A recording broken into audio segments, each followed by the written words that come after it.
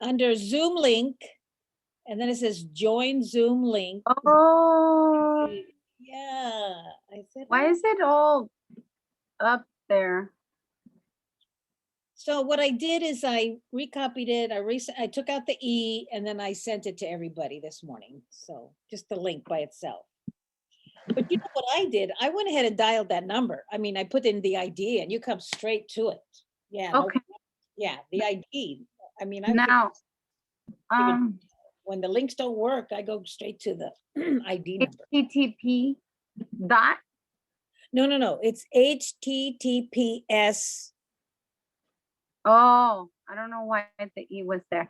Yeah, E. So it worked for you? Let me cut it and see if it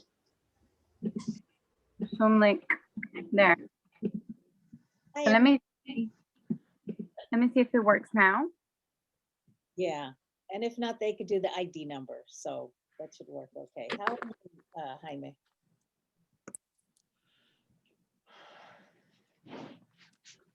Okay, so I'm trying to log in through the computer so that I can share the agenda. Okay. Angela, hello.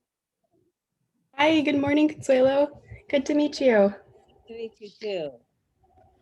So glad you're here. Hi, Jessica. Hello, Angela. Welcome. Thank you so much. I'm glad to be here. Very exciting. Very exciting. Very exciting. We usually we've been having big groups lately, like, I don't know, 25 or something last time, something like that. Yeah. That's awesome. Yeah. Oops. The big news. Jessica, is it okay if I share my screen while I present? Yes. Great. Yeah. And then Jessica, I want to make you co-host. How do I do that? Oh, that's me right there. I think you just, I'm sorry. I think you just go to participants, right? And then you can make a host. You can do, I think so. No? Yeah, you have other options when you go to participants.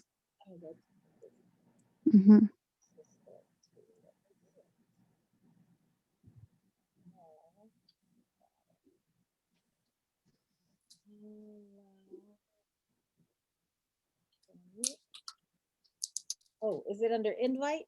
Maybe that's it. No, maybe. That's not it. Uh-oh.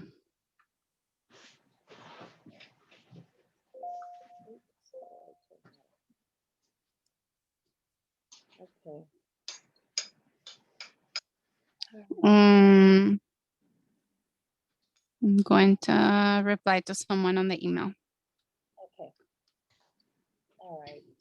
Does anybody know how I make someone else a co-host? Yeah. Okay.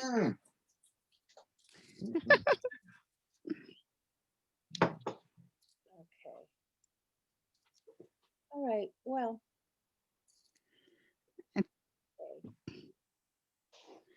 I did it once, but I thought it was under participants and you would click on the person and then you can, but I don't think that worked, right? I couldn't find it because I do remember seeing that. Share or add a co-host or something. Yeah. So. Okay. So we're up to 7 people now. Welcome, everybody. I think we can start intros and then, as people come in, then we'll be ready for the presentation. Welcome, everyone. My name is Jessica. I'm the co-host with Consuelo Lara for Concilio Latino. What is Concilio Latino? Well, we are a network of individuals and organizations working with the Latino community in West Contra Costa County. We meet monthly. It's the third Friday of the month from 9 to 10:30.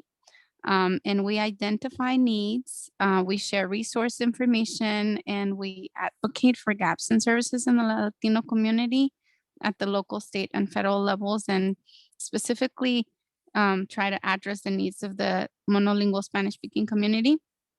We partner with coalitions of diverse civil and human rights organizations to advocate and participate in activities, events, and movements towards social justice for all underserved, underrepresented, and targeted communities. Welcome. So please introduce yourself. I have a question, Jessica. Go ahead. When you used the word advocate the first time in what you were reading, I didn't hear what the first one was, because you used advocate more than once, but the first time you used it, I didn't hear what you said. Okay. All right. Are you talking about advocates for gaps in services? Gaps for services? Is that the first one you said? Maybe that's what I didn't hear. Yeah, okay. Advocates for gaps in services, I think. Yeah, that's the And- first one. And okay, then gaps in services for, there must be a following for something, right? for gaps in services for the Latino community. Okay. Mhm. Okay. All Thank right. you. And just a note, we are recording this and it will be posted on the Facebook page. Okay. Go ahead. Okay, so intros. Consuelo, you want to introduce yourself? Yes, I'm Consuelo Lara, and I'm a retired teacher from the district, and I served on the school board for 2 years, and I'm presently on the Contra Costa County Board of Education, and been facilitating here with Jessica for about, gosh, maybe 3 years, I think. Okay, Yeah. thank you. And let's just go around and introduce ourselves. Angela, you want to start? Sure. Thank you, Concilio. My name is Angela Yip, a district representative with the Office of Senator Nancy Skinner, and really grateful to be here. Jaime? Hello, my name is Jaime Catter, and I work for Northern California Family Center. It's a nonprofit, which is also a foster care agency and a runaway youth program. And I'm an ACE member. And I want to say thank you to Consuelo because she recently sent out an email from ACE for tenants' rights or tenants' information because of the situation we're in right now with the pandemic. So thank you very much. I was, really happy to see that there was some connection with ACE. Okay, Ryan, want to introduce yourself? Good morning. I am Ryan Brown with Congressman Mark DeSaulnier's office, one of his district representatives and a San Pablo native. And Jessica Ramirez?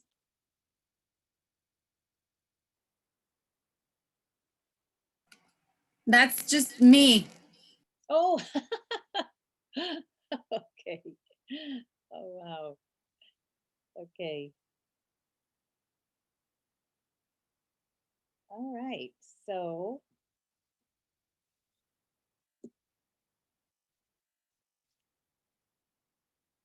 Those are our introductions.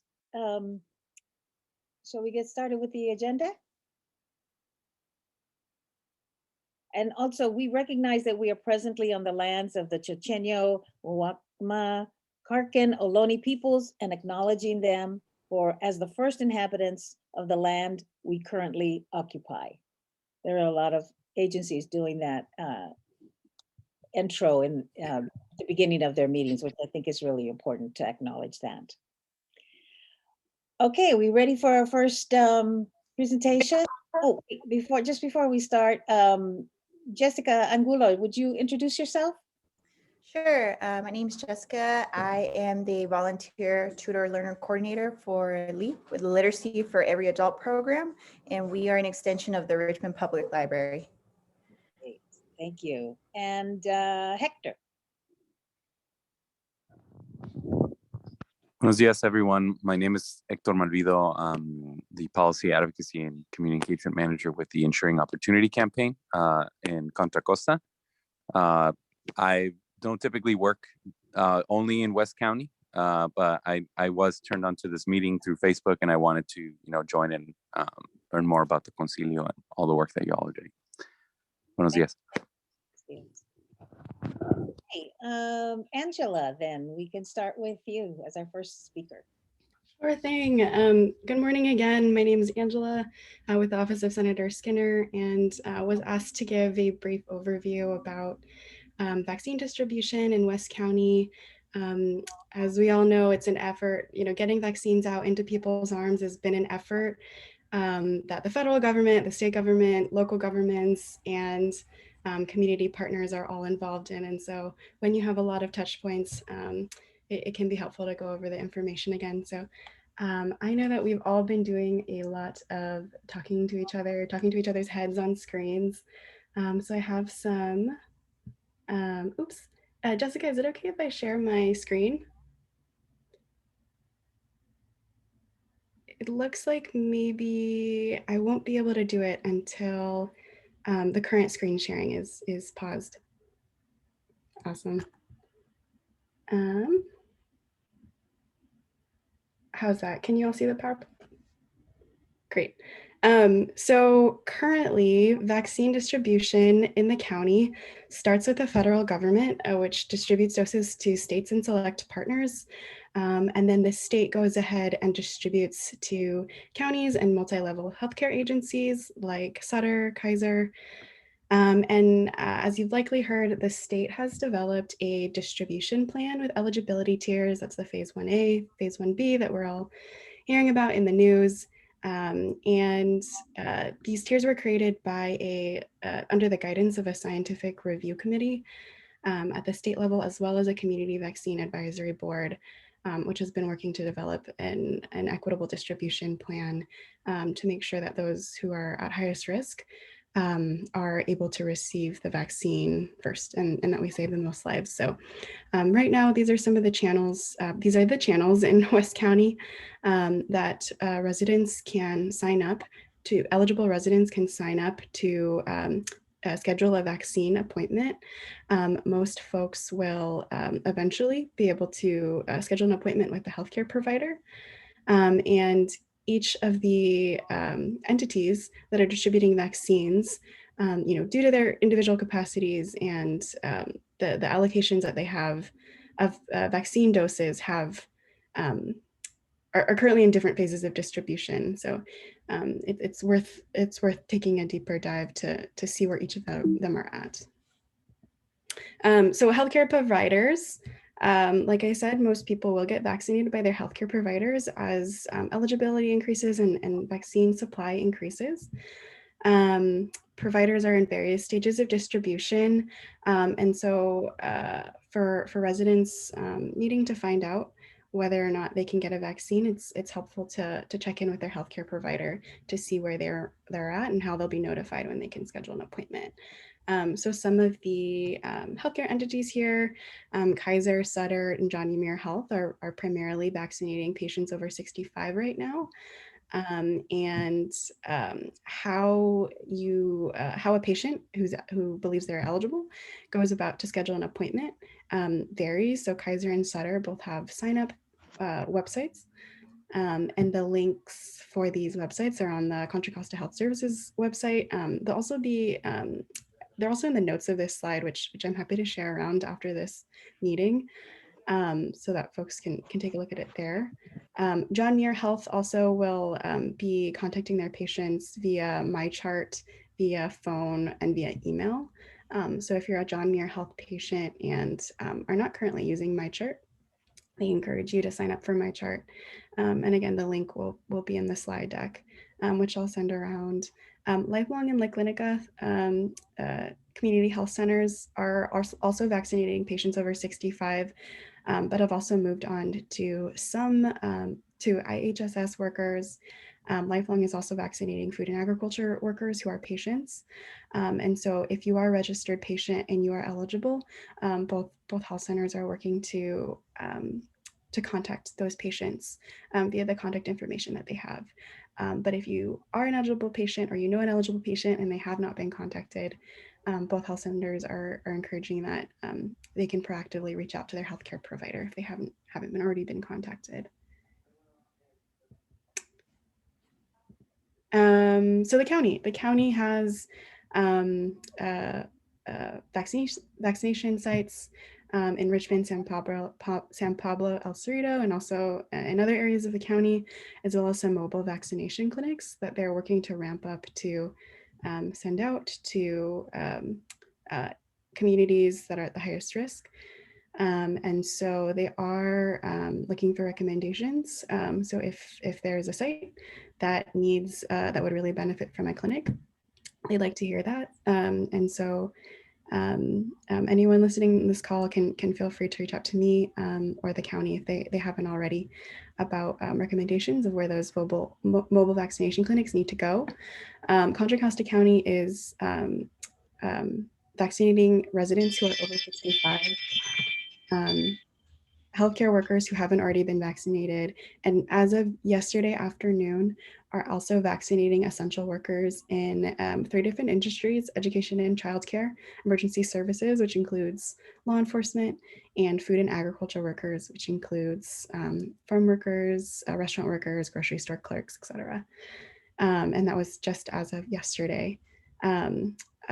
To sign up with the county, there is an online form that's available in English and Spanish, as well as a phone line that is open daily for folks who cannot sign up over online. You do not have to have health insurance, and you, if you are a Kaiser or Sutter patient and Kaiser or Sutter is vaccinating their patients, Contra Costa County will not turn you away because you have Kaiser or Sutter. But they are encouraging folks to go first see their healthcare provider if that's an option. Here are the county online forms, and then the Oakland Coliseum site does not have residency requirements. So this is the max vaccination site set up by FEMA and the California Office of Emergency Services through a partnership that they're hoping to be a pilot model vaccination site for places around the county, around the country.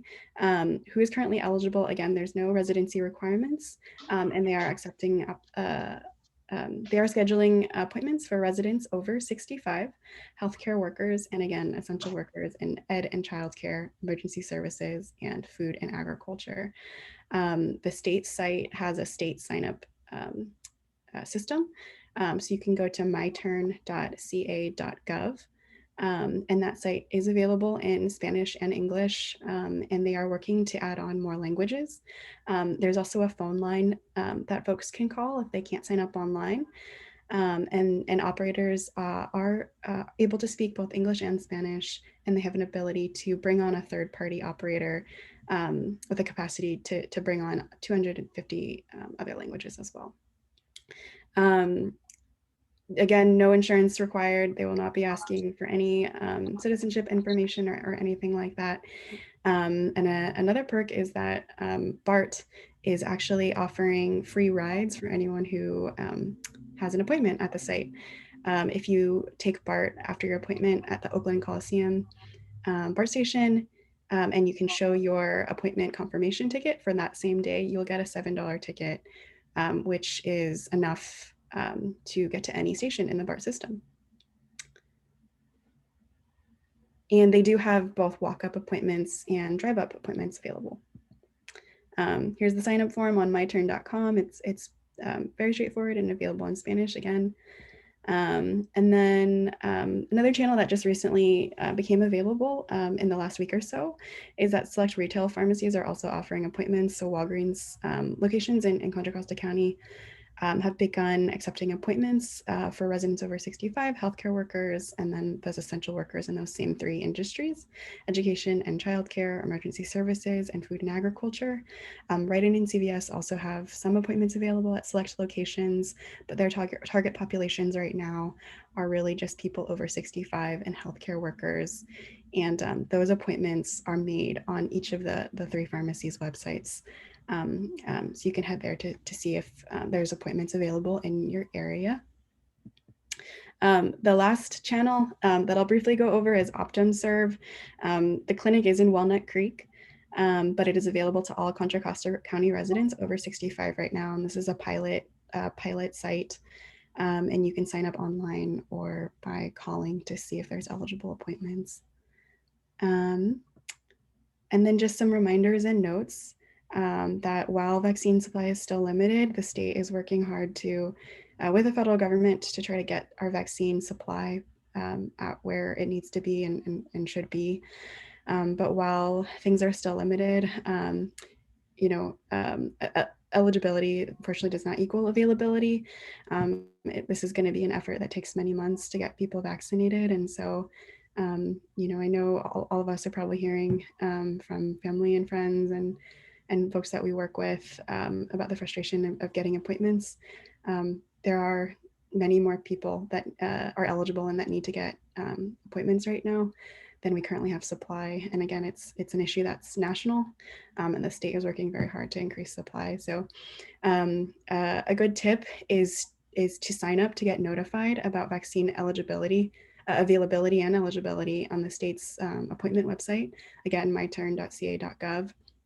And it'll walk you through the process. If you're not able to get an appointment now, you can check the box to get notified about when you might be available to get an appointment. And then Contra Costa Health Services also has a multilingual call center. The number there, that's open daily for anyone to call to ask for COVID-19 information in their language.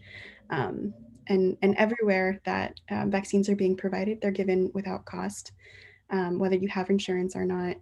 It's important to remind our partners and family and friends about. If you do have insurance, the vaccine provider may bill your insurance, but they'll have to bill it without any out-of-pocket costs to the insured person. And then let's see, what else do I have? There are some changes that the state has announced and some things that we can expect in the future regarding vaccine distribution is that beginning in mid-March, on March 14th, Contra Costa County and other Bay Area counties will be switching over to the state's vaccination appointment system, the myturn.ca.gov, or that state phone line that has over 250 languages. And the goal there is to centralize where folks are getting appointments, and also to eliminate discrepancies in eligibility among counties. So all counties will eventually have to switch over to the state's vaccine distribution system. And when that happens, so starting around mid-March, all counties will be complying with where the state is at in eligibility. So right now that's the residents over 65, healthcare workers, and those 3 industries of essential workers, education and childcare, emergency services, and food and agriculture. Another thing to expect in the future is that the state recently added folks with severe health conditions and disabilities to the eligibility framework. They moved them up to be vaccinated sooner rather than later based on response from communities. And so beginning on March 15th, the state eligibility, which again, counties will be applying to as well, will be following as well. Healthcare providers can use their judgment to vaccinate individuals who are under 65, who are deemed to be very high at risk because of disabilities or severe health conditions, including cancer, Down syndrome, pregnancy, heart conditions, et cetera. And there's a pretty long enumerated list of health conditions that clinical providers can use their judgment to vaccinate. And the link is right here on the California Department of Public Health's website. Oh, there we go. If you'd like to take a look. And again, that starts on March 15th. That is all I have regarding vaccine distribution, but Jessica and Consuelo, if I do have enough time, there were some announcements yesterday. The state legislature voted on some budget actions that will provide some immediate relief. A financial relief to families and individuals. Is it okay if I go over that briefly as well? Awesome, thank you. So I'm excited that because of the timing today, I'm able to share this this late breaking news. Yesterday, the legislature voted to start some immediate budget actions that will provide direct relief to individuals and families. And Senator Skinner is the chair of the Senate Budget Committee and fought really hard for some of these relief actions. And so I'm excited to share that so this relief is coming, and more details will come out in the coming weeks. And we'll be happy to share that to you and all our partners. So the first is the Golden State Stimulus Program, which is a state stimulus check of $600 that's eligible to certain individuals. So that the individuals eligible for this $600 payment from the state is if you are eligible for the Cal Earned Income Tax Credit Program in 2020, which is available to low-income tax filers. You're eligible for the $600 payment, as well as low-income undocumented individuals who use ITINs, the ITIN tax identification numbers. If you have an income of up to $75,000 or less, you're eligible for the $600 payment, and it is additional. So you can receive multiple $600 stimulus payments from the state if you apply for different, if you're in one of these different categories. Families enrolled in CalWORKs and individuals enrolled in SSI, or the Cash Assistance Program for Immigrants, will also receive the $600 stimulus payments. And again, they can stack. So an individual with an ITIN number with an income up to $75,000 who's also eligible for Cal IETC would receive $12,000 in stimulus checks. The other relief action, major relief action, was that the state is quadrupling funding for small business and nonprofit grants to provide assistance that's, we all know is desperately needed. The state also added a grant for cultural institutions that wasn't currently available, and that's for things like music halls and art centers, as well as some tax cuts and fee breaks for small businesses.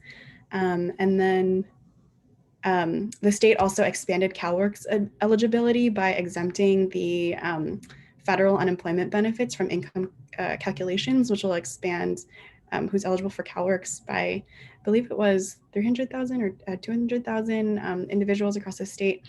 And additionally, the state provided additional funding for state subsidized childcare providers, for food and diaper banks that have been increased utilization during the pandemic, the Housing for the Harvest program, which provides shelter for agricultural workers.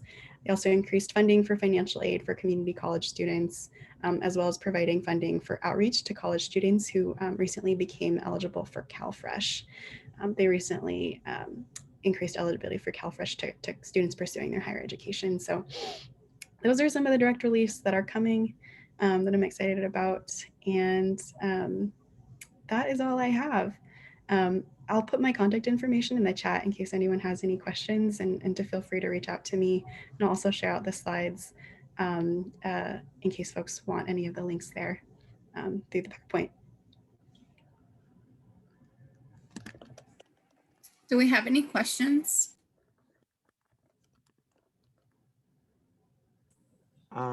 Yeah, I have one question.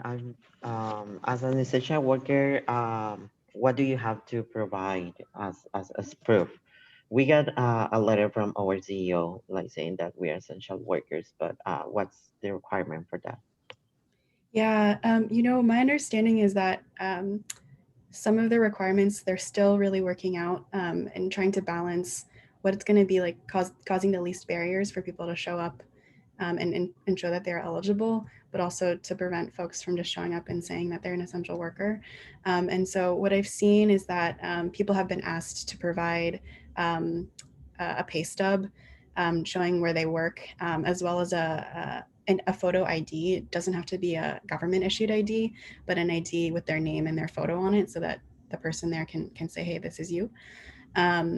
So the instructions will be included when you are able to schedule an appointment, but I have heard that they're sort of in development trying to figure out what's the best course of action to reduce obstacles, but also make sure that folks aren't cutting in line.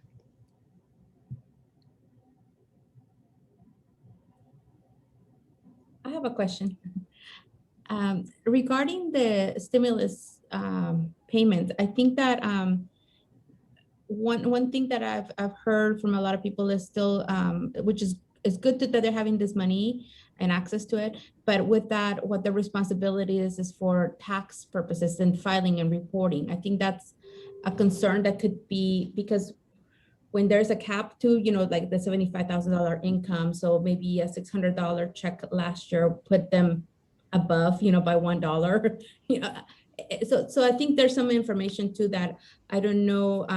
I know you're just addressing this issue of, and you're just sharing this latest information, right? I realize this is brand new, but I think maybe some water information out there for folks about what their responsibilities are, what to expect, for filing and things like that. I think it's equally important because we're all into new territory, right? And you don't want something good or for them not to be prepared later on to have to pay something back. We don't know what their exemptions are at work or if they're working. So I don't know if if information like that is also going out as to what to expect. Yeah, absolutely. As always, the devil's in the details. You're exactly right. I think the details will come out in the coming days. The governor, I believe, is going to sign these actions on Monday. So we'll get more information soon, and I'll be happy to share that with the group when I can. But you're exactly right. It's an important concern. And is it automatic or do they have to apply? Because you said that they could apply for, if I heard you right, you said apply for different categories, so it could be stacked, or is it automatic? Yeah, it can be stacked. And my understanding is that it's automatic, that it will be sent similar to how the federal checks were sent.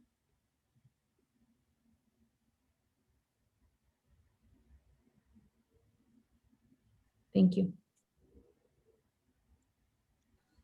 Question. What are the different ways to get announcements from Senator Skinner's office? Yeah, we have a sign up on our website to receive Senator Skinner's newsletter.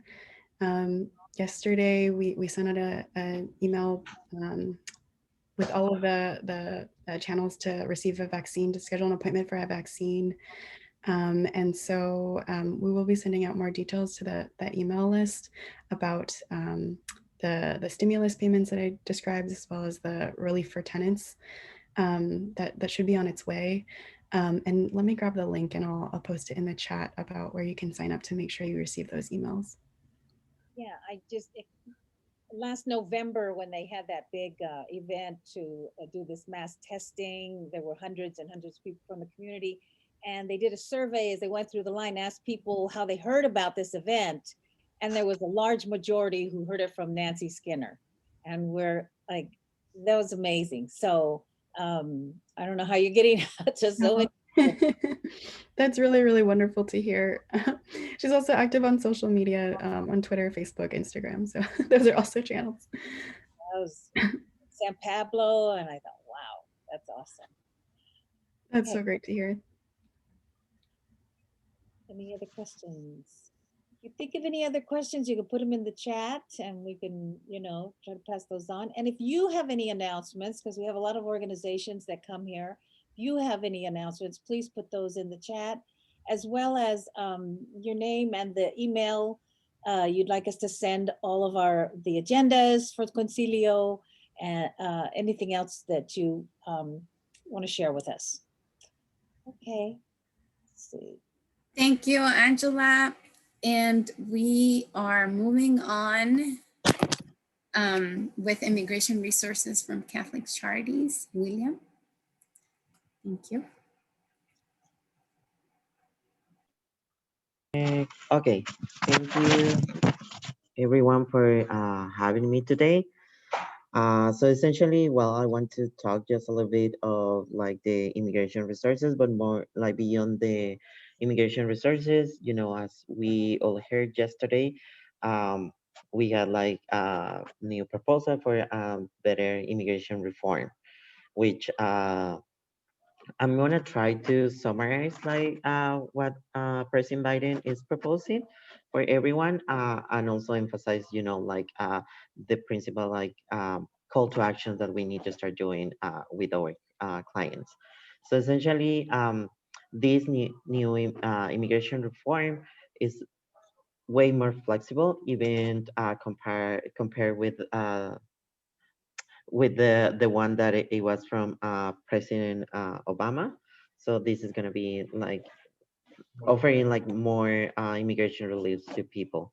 So one of the main aspects is that we have now a new lawful prospective immigrant status, LPI, which is giving opportunities to people that they didn't have a status before of 6 years, and that could be extendable. They can be allowed to work and travel if they apply for an advanced parole. Um, After 5 years of having an LPI status, so they will be granted with a green card as long as they didn't leave the country for more than 6 months a year.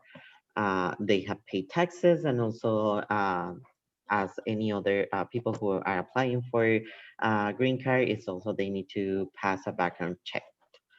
The other thing is about Dreamers. The Dream Act is proposing that the dreamers that they qualify for LPI status also that they enter under the age of 18, so not 16 anymore. Um, Also that they finish or completed high school, or they have a GED program, or 2 years of college. This is something new, so they have to enroll to college and actually have 2 years of that, or serve to the armed forces for 2 years, or after high school they have worked at least 3 years, 70% of those 3 years with their work permit. Um, Also, the spouses and kids can get a green card too of Dreamers, but they need to also qualify for the LPI status as well. Um, so DACA can adjust the status in the United States. And also another of the benefits that President Biden is proposing is included DACA recipients for medical and CHIP. So those are programs that they can apply for benefits without being worried if that is going to be counted as something negative during the adjustment of status. Um, and also the big thing is to eliminate that they are not eligible for tuition for financial resources, so that they could apply for financial aid as any other students in the United States. So I'm mentioning this is just a proposal. We all know that this has to be passed by the Senate, and that's gonna take a little while. So they have like 60 days to do like modifications and to say yes or no to all of these things. But essentially it's like something really wonderful that is happening right now. um, Also for agricultural workers, like they will be in like a proposal for giving green cards to them if as long as they completed 2,300 hours of work, which is 400 work days in the last 5 years. And they can apply for an adjustment of status. Um, what is like the eligibility for the LPI status? So that's gonna be to filing inside the United States. That means the person needs to be present in the United States. They need to show continuous physical presence since January 1st, 2021, which we need to see how long this is gonna take to be approved, but essentially is starting this year. And that if they for some reason had to leave the country, it has to be just for a brief, casual, or innocent departure. So that's mainly for kids that they don't have any decision made when they have to go with the parents for any emergency. Um, Also, if they departed or they were deported during Trump administration, there will be a waiver for that. So they don't have to worry if they leave or flee during the Trump administration. Um, and we kind of know why. uh, there is like a proposal also to eliminate the public charge. That's still pending, but if that is happening, so anyone who's applying for a green card, so they are not going to be subject of public charge test, which means like they don't have to be afraid of taking public benefits anymore. And the big one is actually eliminating the 3 and 10 year bar.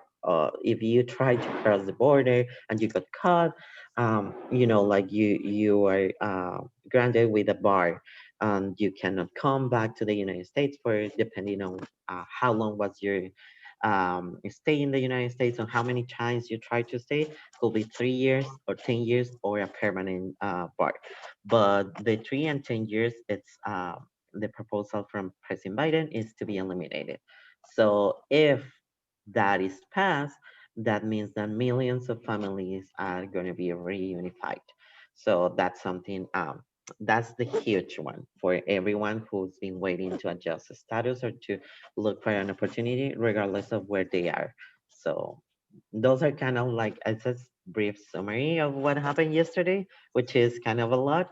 We've been getting like calls about that. We are willing to offer consultations every week.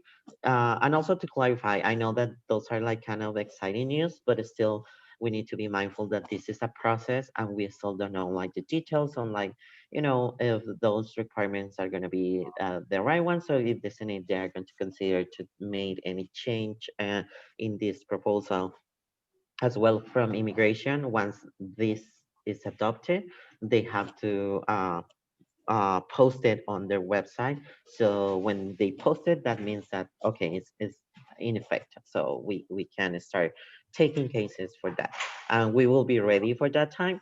Right now, my suggestion is to keep being informed for any change, any changes in the future, because that's something that can benefit our communities. And now, the talking about like the services like us as community-based organization that we provide, the main one that we are doing right now is DACAs, and encouraging people that they qualify for DACA, which is essentially to be under the enter to the United States under the age of 16 years old, and also they had to be born after June 15, 1981. Um, and 2 dates that they are important to show or to prove to immigration is that they have continuously physically living in the United States, starting at least June 15, 2007, and being present when DACA was announced by President Obama, which was June 15, 2012. And being undocumented on the day of the announcement. Also being graduated from high school, or at least to start a GED program, or being on an adult school, or any language like second English as a second language school, because that can prove that for the future they can enroll to continue like their education, and not having any felonies or misdemeanor or 3 consecutive misdemeanors, which are like kind of like the big ones that we have some issues with some kids. Um, Unfortunately, if the recipient like wasn't present in the United States at before 16, we have some clients that unfortunately they came 16 years old and one day that disqualify them for DACA, unfortunately. Well, right now, um, or like a month or something, like even one day is it's gonna be an issue for immigration. So mainly they have to have any proof, any document for to show like they were here on June 15, 2007, at least living here. And that's the hard part. And us, Catholic Charities, we face a lot of issues with people when they are gathering documents. So that's why we are offering every Wednesday info sessions of DACA. So we are preparing people to gather their documents, what kind of documentation they will need. And I'm gonna post also in the chat like where to enroll, and I can send it by email as well. But essentially the main focus is not regardless of where they are going to apply. First, like our clients, they are not victims of any scams, because right now with all these proposals, there are a lot of notarios trying to get money from people. And remember, notarios, they are not allowed to do any immigration advice. So only DOA, the Department of Justice accredited, that people like me that we've been accredited by the Department of Justice, and we can take those affirmative cases, or any immigration attorney. Um, where to find them? Any nonprofit organization. We have a lot in the Bay Area. We have IIBA, we have Catholic Charities, we have the Jewish Family Center, um, and some other more that they can help. Um, but it's important, like you have the contact with clients, or with people that ask you where to go, refer them to a nonprofit, or with an immigration attorney, because most of the times they go with notarios or tax preparers. That's not right. They steal their money, and we have so many cases where they have lost tons of money. And we are in a pandemic, right? And that's really bad. Like we don't want people to struggle for that. Plus, there are like different resources that we talk about in our impositions, where people actually who are struggling, there are nonprofit organizations in San Francisco that they are giving loans at 0% interest. Um, so people can take advantage, and they can start like the adjustment of status, or if they need the money for DACA. Also, like some consulates, they pay for that. So it's just a matter of be patient with the consulates, because it's kind of hard to contact them. But they once like you fill in the application, or you can do it through us, and then we can help with the process, and it's for free. Um, so I'm gonna give you like that. DACA, initials, and advanced parole. Also, those are services that we are providing. The advanced parole is it's a permit that is granted to people that they have temporary status in the United States, or they are adjusting status in the United States, and they want to travel abroad. So there are just three reasons to give advanced parole, which is educational, professional, and humanitarian purposes. So right now, mainly is humanitarian, because professional and educational, because of the pandemic. So most of the trainings and education is being done online. So it's gonna be quite hard, but I mean, if you're lucky and you enroll to any program that they accept you to be present, so there you go, you have the chance. And it's important to apply for that. Not really because you can go back or you can visit a different country, but the main reason is because when you enter, that entry counted as legal. So then if you are adjusting in the future your status, so then you don't have to ask for a waiver, which is something that we usually known as el perdón, which is really expensive and is hard to be granted. So that's why when before the end of last administration, it was like approved to be back. It's a huge win for Dreamers that they advocate for that. Then we are still doing citizenship. As we know, like the citizenship test, it changed. So if you file after December 1st, 2020, so then the test is gonna be a little bit more difficult.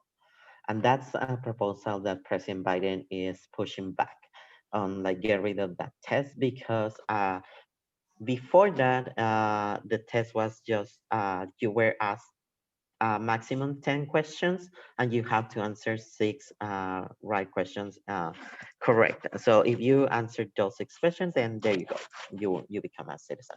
But right now with last administration, the new test is that you are going to be asked 20 questions, and you have to answer 12 questions correct. So that's something that, many of our applicants, like, they're struggling because it's already like before they have to learn 100 questions, now they have to learn 128 questions.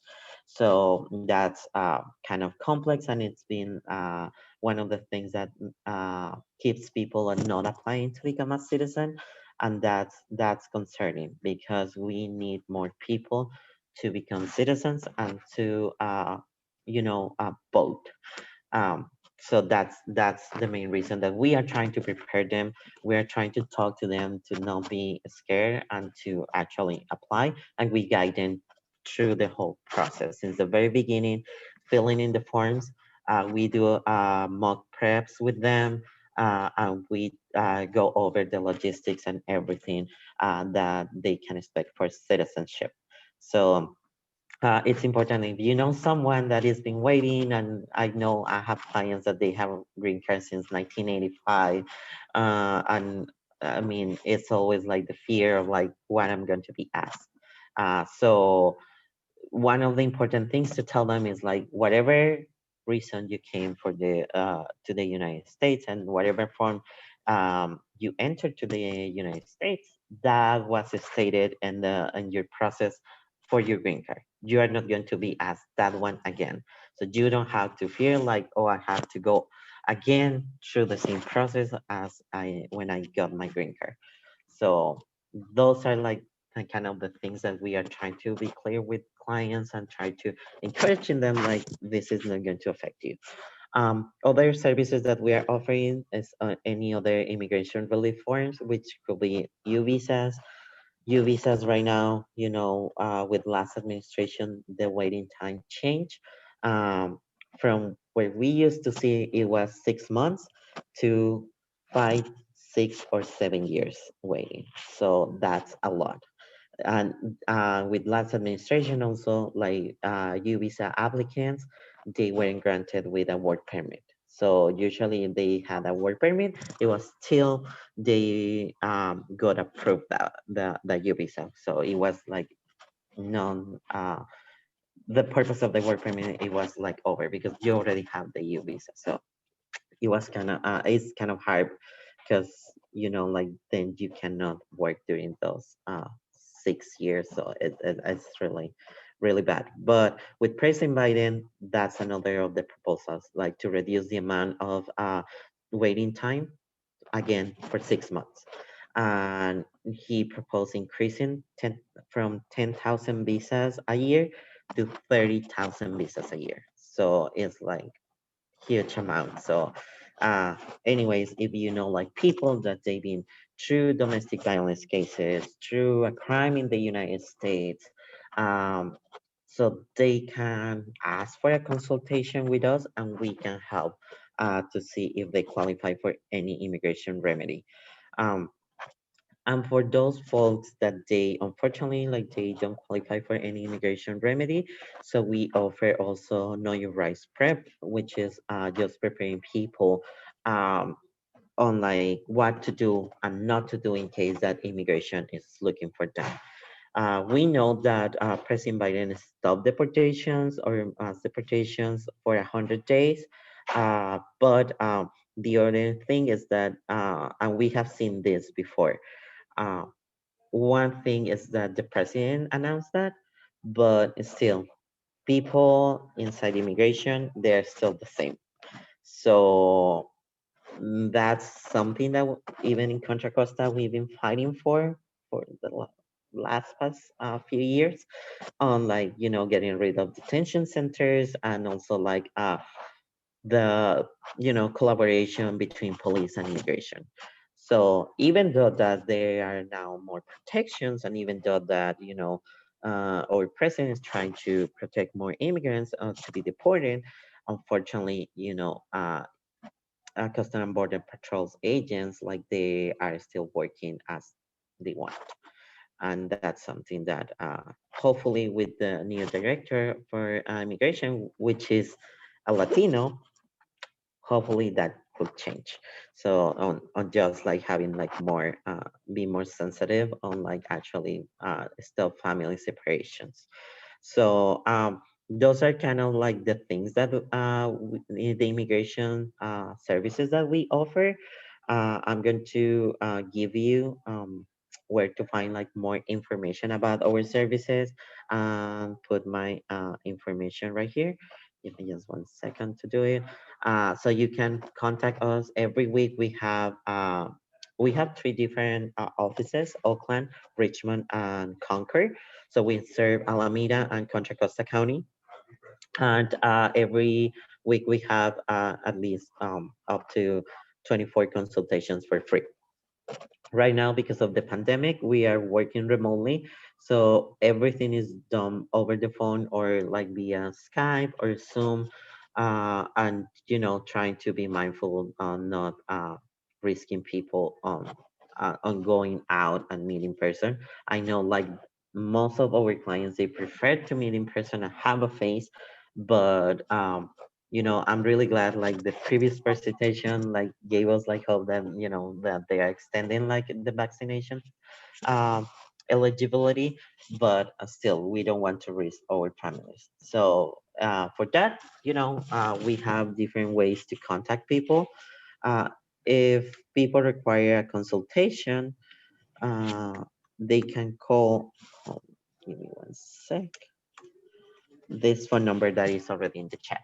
So our admin coordinators, they will take their names, phone number, and an email so we can be in contact with them. So we are a big team of, we have immigration attorneys and DOJ's reps. Um, oh, and another thing that we have is that we just got last year is two new teams for the immigration department, which is one unaccompanied minors. So we have an attorney that specializes on minors. So the only requirement that is being asked is to um, be a minor less than 18 years old and just be in the country undocumented with just one parent or a guardian. So if like children, especially like you're more in contact with the family, you notice that there is a child that has just one parent in the United States, it's undocumented, and also probably the child is suffering for domestic violence. We have a lot of people from Guatemala that they are not even living with the parents. It's just people that bought those kids in order to enter to the United States. So those type of cases we can help. So we have consultations for free. So we try to do a research and to be in touch with the person who's like submitting the consultation and try to see what's the best approachable way to be in touch with the kid. And our attorney, she is amazing, and she goes to court with those kids, and most of them they have an immigration relief. Like I can say like more like 95% of the kids they have an immigration relief, but it's just like to contact them, and the same phone number they can call and request a consultation for minors. um, and the last team that we just got last year is the immigration relief. Like they are for people that they are already in deportation proceedings, that they have court schedule. They can help. They can analyze if they can apply for something, and try to stop that deportation. So it's also like giving a call and saying like, hey, I already have a court case pending. Could be the only requirement is that they have to have a date for the court cases. If they already have that, so then there you go. Like they can apply for a consultation and a representation. Usually those spots go really fast because our team is just right now 3 people. We are trying to increase that team too, but right now it's a small but mighty team. So we have helped a lot of families on stop the deportations and actually apply for any other immigration relief. So those are kind of like the services that we offer. Most of our services are for free, just depending also like any other a nonprofit, depending on the grants that we have at that time. So we can see, but regardless, like if you can afford or not to pay any immigration relief, talk to us because we have so many resources. We have so many contacts with other agencies that they can help. So it's not like, oh, don't stop to apply for something because you don't have the money to do it. Like we can help with that. And here's just the part of our website where you can find actually more information about our services. And if you refer people to this link, they can register for the DACA info sessions at 2 p.m. is in English, at 3 p.m. is in Spanish every Wednesday. And depending on the demand, we will continue doing those. So far, we are having almost like 25 people a week uh, for the DACA info sessions. After the session, then we start taking the cases, or if they want to do it by themselves or with an immigration attorney or a different organization, we welcome everyone because it's important at least to learn and to guide our people, especially because they are super young people, and most of the time, the parents needs to be on top of that, unfortunately, right now. Or we are trying to make them responsible and actually be on top of that to say, like, this is what is important for you. Um, so this is kind of like most of the question the things that we offer at Catholic Charities. So please feel free if you want to reach me out for any presentations we can do the minors, the unaccompanied minors, or we can do know your rights for people with no reliefs, or we can do any other type of immigration presentations. You can contact me at my email unrequested. I have done with people right now with Zoom, they host like watch parties for this one. And it's glad to, know that people, they are still interested and they are not, after the end of last uh, administration, more people are encouraged to apply, and I think they are hopeful, resilient, and they want to continue living in this country. So we are here to help. So yeah, feel free if you have any question right now. I'm so more than happy to answer that, so I can do it. Please feel free to jump in and ask questions. And Yeah. then later we're going to have networking time, like Okay. announcements and everything else. But please, whoever has a question.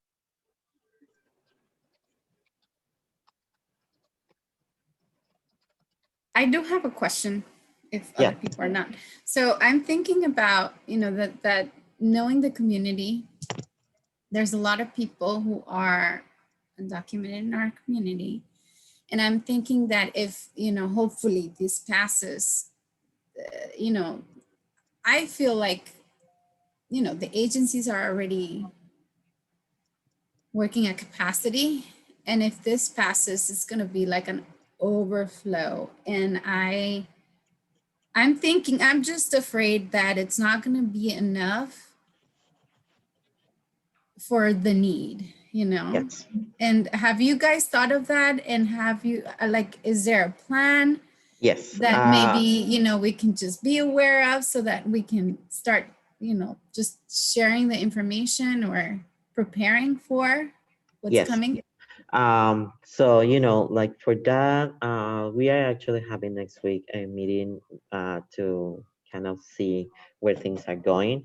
But we've been talking about this, like what if this passes, like what are we gonna do? So we are really fortunate to have or a lot of law students like joining us, that they want to volunteer, they want to do this. So we are and like every day welcoming people to volunteer and try to, right now everything is remotely, but we've been trying to get them ready for anything, especially like we've been in talks, like maybe like the law students can help us with DACA renewals, citizenship that they don't require like that much. um, um, and the new cases, like if there is like these new proposal passes, so the staff team who take over those. And also, like always trying to be mindful on our capacity, like how much we can talk or we can take, or if we require more staff to do this. Um, Actually, like from the state, like they've been really amazing and like try to support us and have our backs to say like, like what are our needs as a community-based organization? What do we require? Like what is the financial um what is the financial need that we have in order to have or to expand our services and have more capacity. So I'm really like happy that at least we have, our back scratched by the state or by the diocese as well. So yeah, the diocese has been on top of that. And this is not just a topic, and I'm really glad that you asked that because it's not just a topic from Catholic Charities. We are connected with different networks, with different organizations around the country, and it's not just exclusive from California, but every state and every organization is wondering, we are like working on capacity, what should we do and how we can address that. So yes, we are working on a plan to, try to serve as many people as we can. Yeah, so probably in the upcoming weeks, maybe we will have a solid plan to do that, and we can actually share with people. And please come so that you can share the information. Yeah. Okay, any other questions? Just put mine in the chat. Okay. Christy, applying for that session. Yes, that would be really great. We've been actually working over on a companion minor attorney. She's been working with the West County Unified School District. Actually, she's been in a lot of the schools, and those are the schools that thanks to the school district, like we could cut a lot of kids and help them to have an immigration relief. So now for DACA, yes, definitely. That will be really helpful because the schools is where we are seeing like, like we can have the support and we can go and provide them. We collaborated a lot in Central County with Los Medanos and with DVC. Right now we have some high schools on board, which is Concord High School, Ignacio Valley High School. So usually like high schoolers, like all high schools, like those are amazing. At least to have the conversation. Most of them, they have a wellness center or like a dreamer center that, like they kind of keep a really good track on who doesn't have a DACA and they are being wanting to apply. So we can even make presentations individually for each school or with the staff. So whatever works, we will do it. Thank you so much. I'm sorry, I think I joined late. If I can have your contact information, then I can reach out to you offline to set something up. Yes, of course. I'm gonna type again there's my email. So you can contact me there, and we can set a conversation off the line and just to talk about Perfect. like what's Thank you. gonna be the best strategy.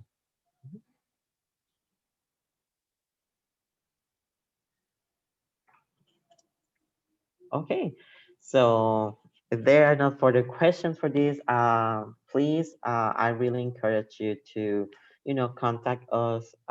Even like a small questions, like they are not the small questions. All questions are welcome.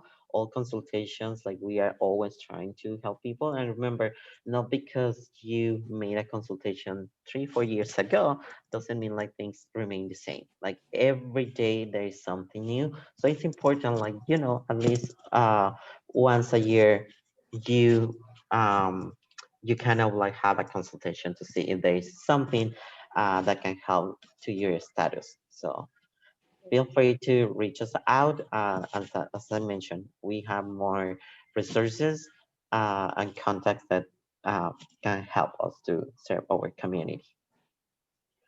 I have a quick question, Richard. Yes. So for anybody who will either is already on the DACA program or would qualify now, the caveat would be that point of entry or date of entry and age, but then they have to have remained in the US. Is that right? Also, Correct. they Yes. cannot have left at all. They could have left the country as long as it was brief, casual, and innocent. So that means when they were little. But it should be before August 12, 2007. So if they did it at any point before August 12, 2007, which is a month after DACA was announced. So, sorry, after the DACA requirement is shown to prove continuous present. So then, yes, that's okay. And that's something that we also talk in our presentation. I'm sorry, it's August 15, 2012, 1 month after DACA was announced. If they leave for emergency or just, like any humanitarian reason or they didn't have the choice, yes, as long as it's not a deportation. If it was because they were deported, so then that disqualified them to apply for DACA. Okay, thank you. Great. Well, thank you. Gosh, so much information. Things are happening so fast.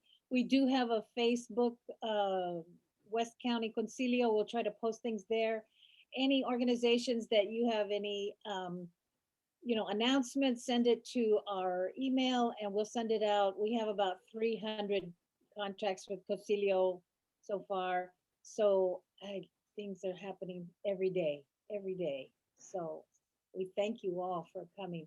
And so now it's time for our networking and announcements. Speaking of announcements, there's just 10 of us. So anybody want to jump in and make any announcements? Consuelo, Yes. if she's listening, Cheryl, also known as Sherry, she has a radio program every Saturday. So maybe she could say something now. I don't know. I'm here. Okay. I just didn't feel like being looked at. It's one of those mornings, man. Let's see. I actually was working on something in the chat that would have more info, and it's not perfect, but there you go. So since I'm new to the group, and I'm really super grateful that I ran into Jaime and find out about it because it helps me connect. I've been here almost 4 years, but because I'm self-employed, I don't have a way to meet people and connect with the stuff I care about. So I'm still learning. This is helping me so much. And so I'm sharing back mostly because I'm dying because I can't dance. And I think a lot of people are dying because they can't dance. And I just happen to have a friend who has an online radio station, and she asked me if I'd put something together, so I did it. And there it is. There might have some typos in it because I was going fast, but so my idea is, I don't know if I ever said this on this group, because I've only been here once. I lived in Puerto Rico when I was in high school because my father was in the military. That's not my only connection with the community. I have a lot of Latino connections, just personally. I always have. I kind of grew up that way, and now here I am. So I thought, let me just throw this out here that, the African diaspora is all over the place, and especially Caribbean stuff, but a lot of things. And so I pulled together salsa. This one that's coming tomorrow is salsa and cumbia mostly. So I hope you like it. You have some way to get out a Corona or something in. For me, it would be something else, but just a way to be human. There's all this stuff to do, and what we're hearing about with DACA. I mean, I've worked with all that too before I came here. So I just like the connection idea and letting us know that we can have fun too. it really is part of my person as a therapist to say, we can work, we gotta work, but we have to give our bodies and souls a break. So I really am taking it serious to do that and do a little bit of history in between. It's not just the music. I actually explain where stuff is from and where artists are from. And I know it pretty well because, like I said, I grew up around it. So here we are. So thanks, Jaime, for giving me that break. Thank you. Sherrod, can you send it through an email so that we can like send it to other people, and also kind of like the link, or, you know, just the radio station or whatever we need to. I'm willing to send an email. And you know what else I guess I wanted to say too is that we really have to figure out how to make balance with each other. You know, like, because when we talk about immigration, for example, it just gets sliced into a piece about that big, and it's not just these certain people and not this certain location. And we can't get it done each other, you know, by ourselves. And we have to share each other's love and each other's food and everything. So that really is where I am with it. And I really want to be able to do events when we finally safely can do that. And for people, for example, if I could say this really quick, I dance salsa, you know, because I learned in somebody's living room. It's not the dance class thing. And what I've run into way more than once, and not just here, are people who they come from a culture that's connected to that, but their families didn't teach them for whatever reason. And then they go to these classes and then they're frustrated or upset.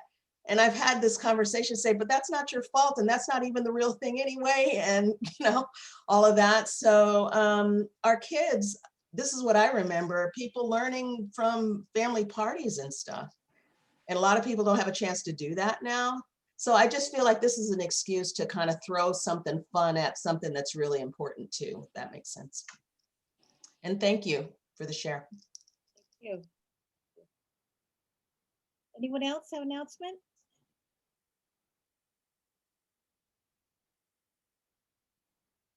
I guess I can go. Erin, yes, I'm sorry, your hand is up. Okay. Can I go? Okay. Yes. So good morning, everyone. I'm Erin Mendez. I am with the Elections Office in Contra Costa County. And of course, we just got past a huge, you know, election in November, but we are continuously working on making sure that our voters have the most up-to-date information for any, you know, special elections that might be called. And of course, there is, you know, the potential of potentially a recall election for governor. We don't know where that is yet, you know, but I just want to point out, and especially in lieu of so many people moving, you know, their housing situation is changing because of COVID, because of employment, so many different things. So it's important that people update their voter registration, their address with our office. So if you move, you need to update your registration. The easiest way is to just re-register online. That will give us the fastest way, cleanest way for us to administer. And, you know, you could also do it with a paper form or send us an email, but that is, I'm just trying to make it as seamless as possible. The form itself is in multiple languages, so that covers that angle. If people are unsure if they're registered, they can go to our website as well. But that's really important. I think that for the people working with so many families, with so many needs, that I know that that might not be at the top of the list, you know, but it's very, very important, because if they move, and even though they tell the postal service that they've moved and they're forwarding their address, the voter file information, that's not enough to update it. So we just want to make sure that every opportunity that we get, it's one more thing, you know, to the checklist of information for folks. So to please use that online voter registration is the easiest way. And questions, of course, specific to their case, or, you know, they can call our office, and we're here. We've never stopped working during the pandemic. So we're just here every day, and you know, so we're happy to help, and we have staff that speak Spanish, and we can support other languages as well. So thank you. Thank you very much. Good. Consuelo, can I make an announcement? Go Oh, Sonia, yes. Hi, everybody. I came in so late. I'm so sorry. It's good to see everybody's faces. So I'm Sonia Bustamante. I'm Chief of Staff for Supervisor Joya, for those of you that I haven't met yet. And I wanted to just, I saw that you had a presentation on the vaccines, which is so great. I'm so glad that the Senator's office was able to do that for us. I wanted to make sure that you know that Contra Costa County, in partnership with John Muir, has mobile vaccination sites happening in West County. This is a special sort of like targeted in communities that have been most impacted. And we have 2 coming up, and this is direct registration. And what I mean by that is we're not using the county forms. We're actually targeting seniors in our San Pablo and Richmond communities for the 2 mobile sites, which will be Richmond High on Saturday the 27th. And I'll send a community partner letter that explains a lot of this to Consuelo, and you can share it out. And then another one on the 6th, which is going to be at MacArthur Church in San Pablo. And we are registered, John Muir is registering people directly. So a lot of our seniors have had trouble with the form. Maybe they don't have access to technology. They don't even have an email, which you need to be able to fill out the form and get communication back. So in our office, Kate Rauch is actually contacting people directly, doing a quick screening, and then warm handoff to John Muir staff who are scheduling them for appointments at these mobile clinics. So these mobile clinics aren't like walk up and just get a vaccination. You have to have an appointment.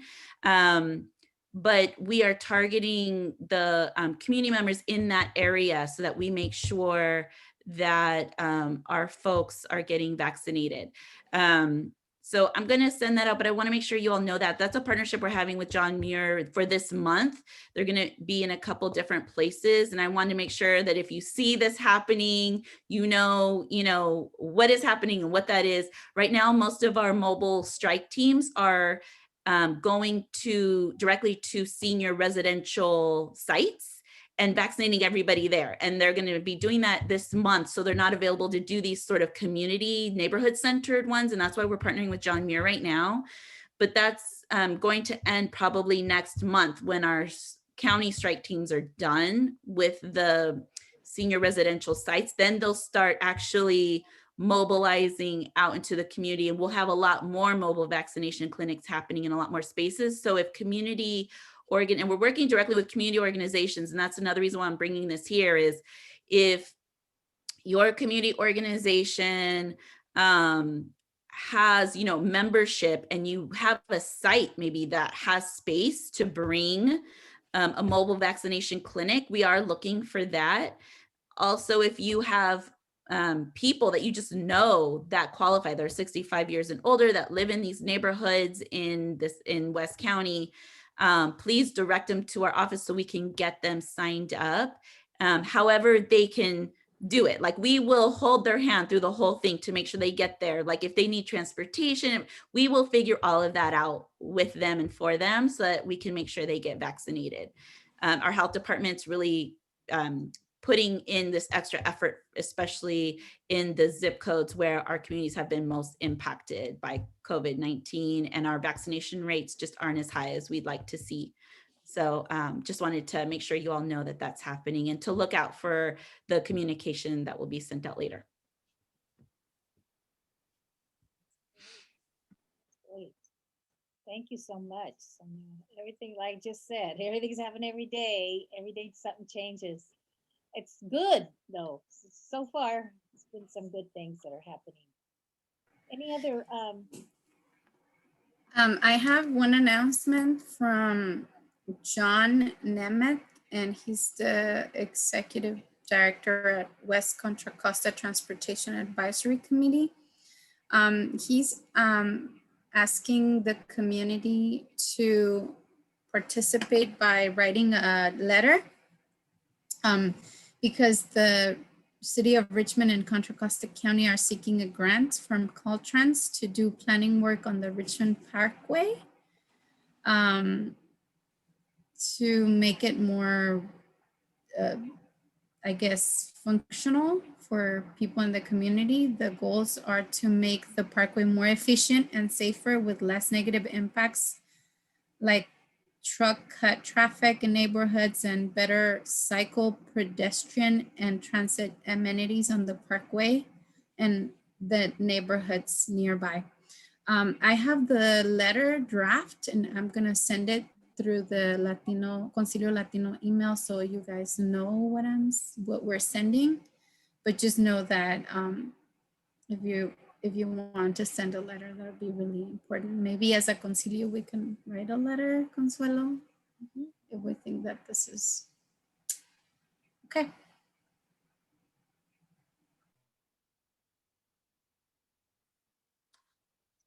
Okay, well, one last thing I know, Betty Brown she said she couldn't be here today, but last week or so, she sent me the information about the petition for single payer petition, and I did send it out to everybody. I might send it again. I also posted it on all my Facebook pages, so I know you can find it there. It's a petition for single payer healthcare, and I think that's really important for us to participate in that. So I wanted to pass that on since she's not here today. Okay. Consuelo, one more thing. I think for April, we have thought of inviting West Contra Costa Unified School District elected officials, but just so that you know, you can always send us an email, and if you have a specific topic you want to talk about, we can calendar you or your organization so that you can be a speaker in this meeting. We meet the third Friday of the month from 9 to 10:30. So for next month, yeah, we're gonna try to get somebody from the school board, right? And then why don't we have, Sonia, can you come back and do a presentation? Probably March, all kinds of things will be happening. Sure. Yeah. I think you probably all know that the county announced teachers, educators are now eligible, which is very exciting.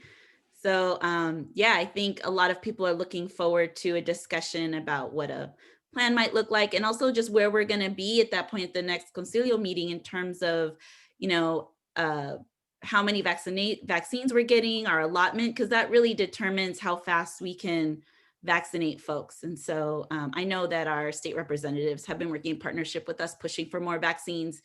But I think it might go slower than we want. But yeah, I think it'll be good to just give everybody an update as sort of what the allocation we have been receiving, and then what it looks like in terms of the pace of how we've been able to get through a lot of our groups in terms of the tiers. So I think it'll be good timing. I would love to come back and share an update. Okay, I think that's great. That'll do it. Yeah. You know, Concilio, we are so proud and so honored, you know, that we have these connections that we're able to give voice to, and it's just great that we can do and bring this and make these connections. So, any last comments before we? Gosh, we're right on time. 10:29. Okay. Any last words? I guess we're done then. Thank you all so much. And we'll post this on Facebook. Thank you all. Have a good day. Thank you. Thank you, Angela. Thank you. Thank you, Sherry. I missed